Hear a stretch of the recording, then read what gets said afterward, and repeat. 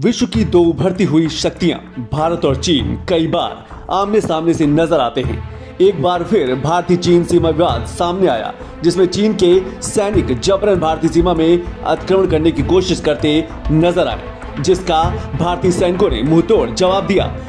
केंद्रीय रक्षा मंत्री ने संसद में बयान दिया और कहा कि चीन की नापाक कोशिश का करारा जवाब दिया गया है।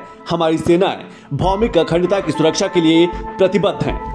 9 दिसंबर 2022 को पीएलए ट्रुप्स ने तवांग सेक्टर के यांगसे एरिया में लाइन ऑफ एक्चुअल कंट्रोल पर अतिक्रमण कर स्टेटस को एक तरफा बदलने का प्रयास किया।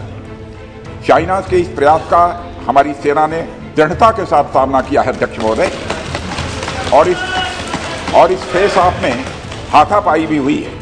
भारतीय सेना ने बहादुरी से पीएलए को हमारी टेरिटरी में अतिक्रमण करने से रोका और उन्हें उनकी पोस्ट पर वापस जाने के लिए मजबूर कर दिया अध्यक्ष महोदय। इस झड़प में दोनों ओर के कुछ सैनिकों को चोटें भी आई हैं और मैं इस सदन को अवगत कराना चाहता हूं कि हमारे किसी भी सैनिक की न तो मृत्यु हुई है और न ही कोई गंभीर रूप से घायल हुआ है।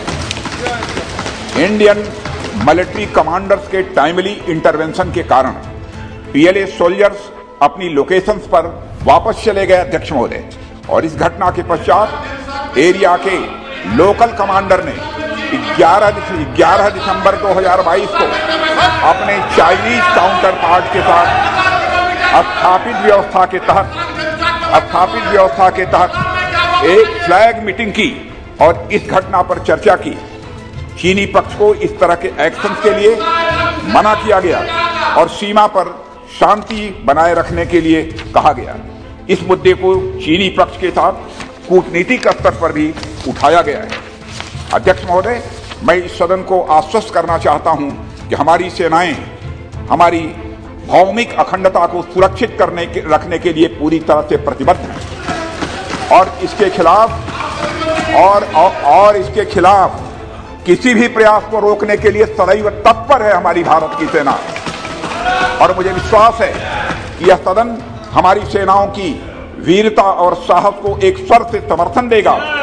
और अध्यक्ष महोदय, मैं पूरी तरह से आश्वस्त हूं कि यह संसद बिना किसी संशय के भारत की सेना की क्षमता, शौर्य, पराक्रम व प्रतिबद्धता का भी अभिनंदन करेगा। धन्यवाद अध्यक्ष महोदय।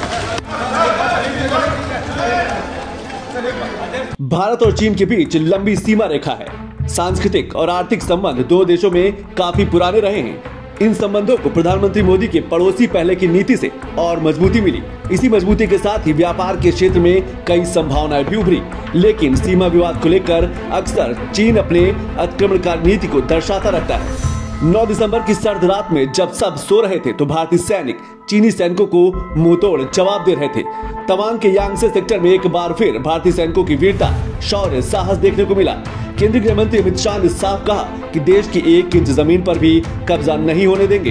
अपने सेना के जवानों ने जो 8 की देर रात को और 9 की सुबह को जो वीरता दिखाई है, मैं इसकी बुरी प्रशंसा करता हूं। इन्होंने घुसे हुए सभी लोगों को कुछ ही घंटों में वापस खदेड़ दिया और हमारी भूमि का रक्षण किया है। केंद्रीय मंत्री किरण रिजिजू ने कहा कि भारत सॉफ्ट पावर के रूप में उभरा है। भारत एकजुट हो गया है और ताकतवर हो गया है। अरुणाचल प्रदेश प्राचीन काल से भारत का अभिन्न अंग रहा है। आज अरुणाचल प्रदेश के बारे में अगर कोई कुछ कहेगा तो ये सीधा आता है कि ये तो प्राचीन काल से भारत के साथ जुड़े हुए हैं।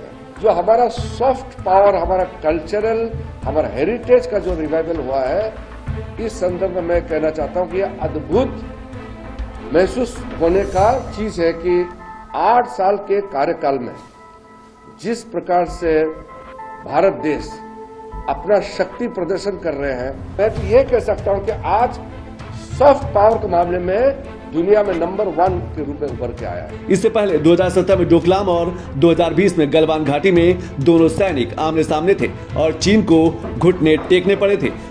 Bureau report, Doordarshan news, Lucknow.